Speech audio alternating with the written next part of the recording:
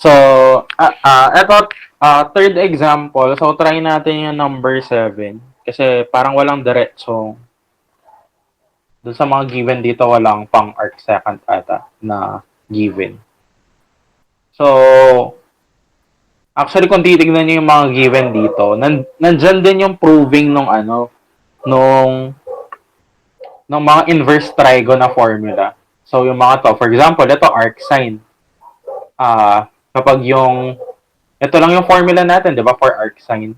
Arc sine, u over a. Pag tangent naman, meron kayong 1 over a, arc tangent u over a. So, pwede nyo silang i-derive gamit yung trigonometric substitution.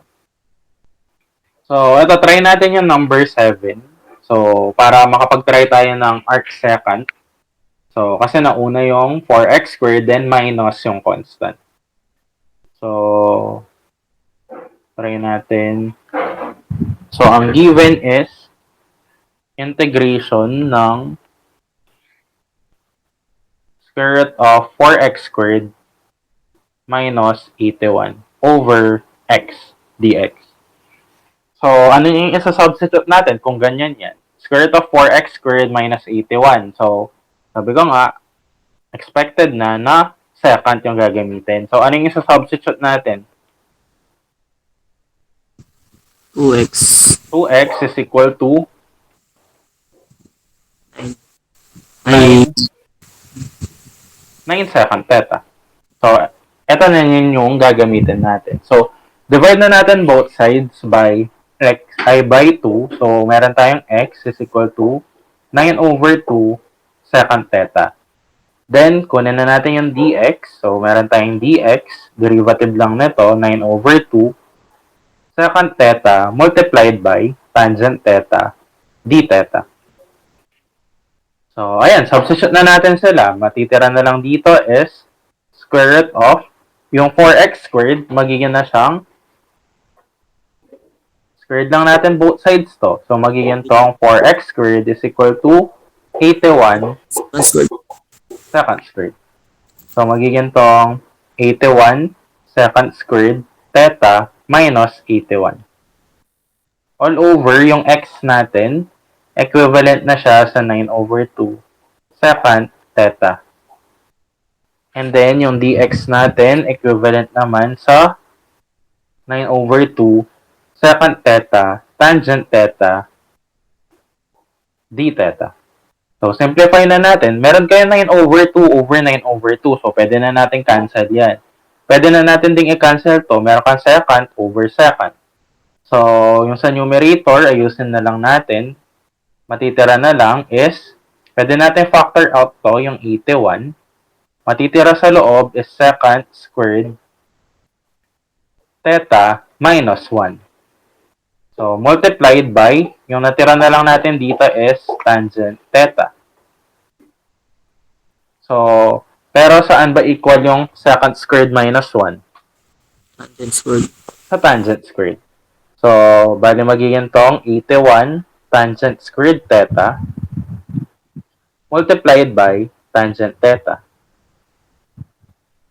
So, square root or integration of, matitira dito is 9 na lang, tangent theta, multiplied by tangent theta d theta. Or, integration ng 9 tangent squared theta d theta. So, ayan. Madali na lang yan. Paano natin ma-integrate yung tangent squared? 9 second theta. Tangent squared, baliktad yun.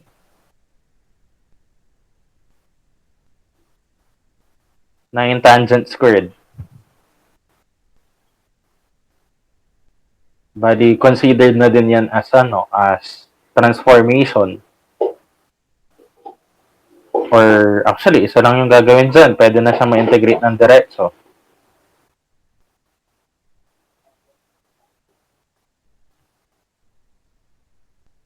Ano yung gagawin?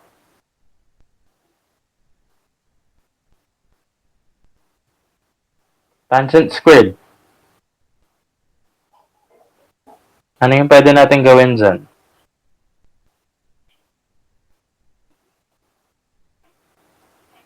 Saan ba equivalent yung tangent squared? Secant squared minus 1. Secant squared minus 1. Or kasi hindi na, kung gagawin niya siyang sine squared over cosine squared, wala naman din mangyayari doon. Kasi, yun na yun. I mean, wala nang masisimplify na part. Pero kung gagawin natin siyang secant squared theta minus 1, alam natin yung secant squared, meron niyang direct integration. So, balo magiging lang tong 9. Anong integration ng secant squared? Tangent. Tangent. Tangent theta minus integration ng 1. Theta. Theta plus c. So, meron na tayong 9 tangent theta minus 9 theta plus c. So, meron na tayong nakuhang integration. So, kailangan na lang yan natin makuha natin yung value ng tangent theta and 9 theta. So, ibibase lang ulit natin yan dun sa sinubstitute nating value, which is equivalent sa 2x. So, pakita lang natin siya dito. 2x is equal to 9 secant theta. So, ang secant theta natin is equivalent sa 2x over 9. Pagdating sa triangle, ano yung secant theta ba? Ano yung secant theta pagdating sa triangle?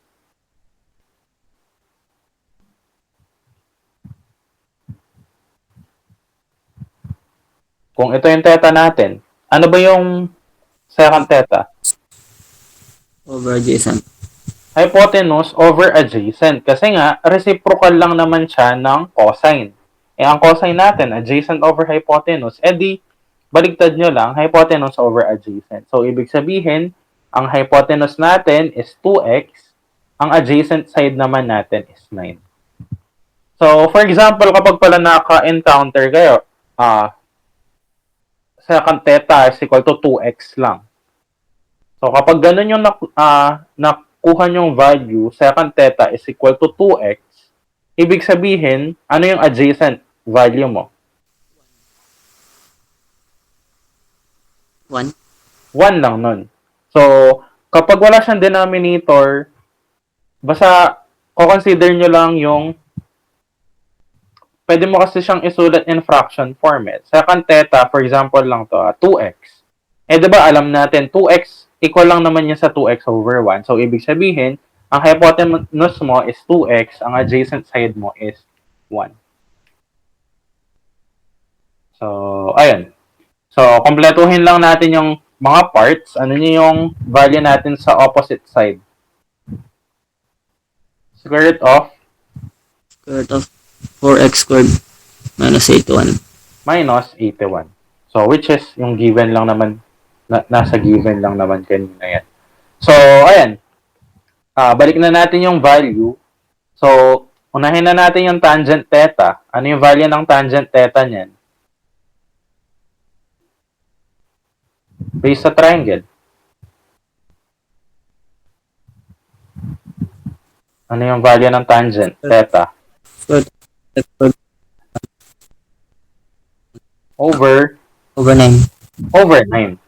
So, kasi tangent is opposite over adjacent. So, hypotenuse yung 2x. So, meron na tayong tangent. O yung theta natin. Ano yung theta? Kunin na lang natin siya dito. Ano yung theta niyan? Arc sec. Arc secant na lang. Arc secant of 2x over 2x over 9. So, final answer niyan. So, input lang natin sila dyan. 9 tangent theta. So, meron tayong square root of 4x squared minus 81 all over 9 minus 9 arc secant of 2x over 9 plus c. So, cancel lang yung 9 dito. So, pinaka-final answer natin is square root of 4x squared minus 81 minus 9. So, hindi naman magka-cancel yan kasi nasa loob to. So, 9 arc secant of 2x over 9 plus c. So, ito na yung final answer natin.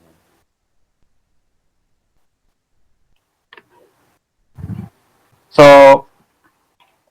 kahit mag-try na lang kayo ng iba dito, dun sa mga figure, ay dito sa PDF, tas if magta-try man kayo, tanongin nyo na lang din nun ako if tama yung mga nakukuhang sagot. Kahit yung sa mga simple lang.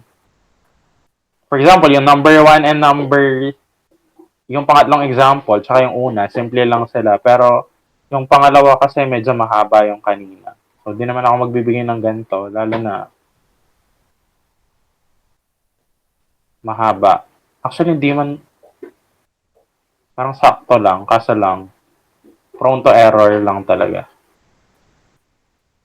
So, ayun, may tanong ba dito sa third example?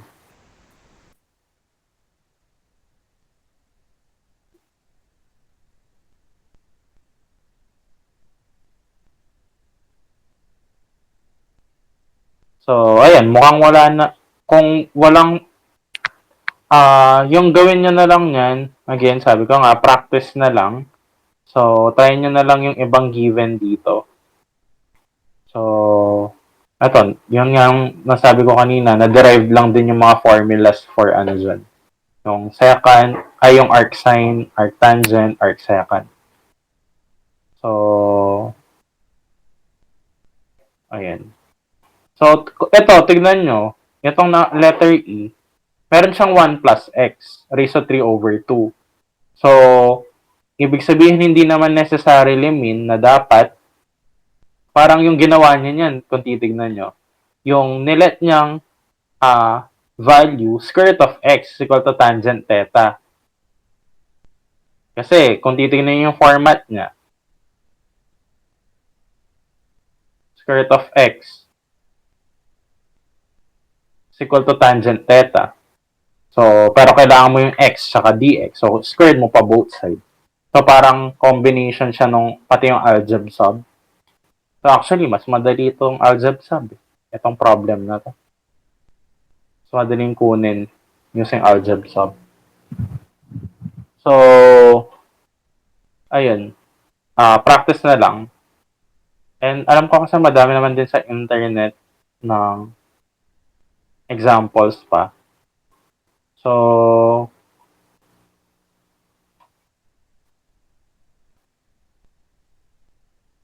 ayan, yung trigo sub. Tapos na. Pwede na yun.